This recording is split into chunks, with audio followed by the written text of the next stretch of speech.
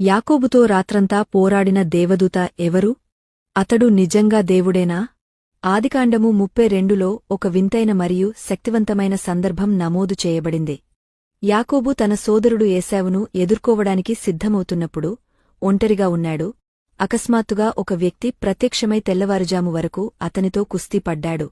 ఇది సాధారణ పోరాటం కాదు. ఆ మనిషి యాకోబు తుంటిని తాకి దాని స్థానం నుండి తప్పించాడు. అయినప్పటికీ యాకోబు వదిలిపెట్టడానికి నిరాకరించాడు. నీవు నన్ను ఆశీర్వదించితేనేగాని నిన్ను పోనివ్వను అని ఏడ్చాడు. అప్పుడు అంతా మార్చే క్షణం వచ్చింది. ఆ వ్యక్తి అతని పేరు అడిగాడు. అతను యాకోబు అని సమాధానం చెప్పాడు. నీవు దేవునితోనూ మనుష్యులతోనూ పోరాడి గెలిచితివి గనుక ఇకమీదట నీ పేరు ఇశ్రాయేలు అని పిలువబడునుగాని యాకోబు అనబడదు అని అన్నాడు. యాకోబు సూర్యోదయం సమయంలో కుంటుకుంటూ వెళ్ళి, నేను దేవుని ముఖాముఖిగా చూశాను, అయినప్పటికీ నా ప్రాణం నిలిచి ఉంది అని ప్రకటించాడు. కాబట్టి ఈ మర్మమైన కుస్తీ యోధుడు ఎవరు? యెహోవా దూతనా? లేక మానవ రూపంలో ఉన్న దేవుడేనా? సమాధానం లేఖనాలలో లోతైన రహస్యాలలో ఒకటిగా మిగిలిపోయింది.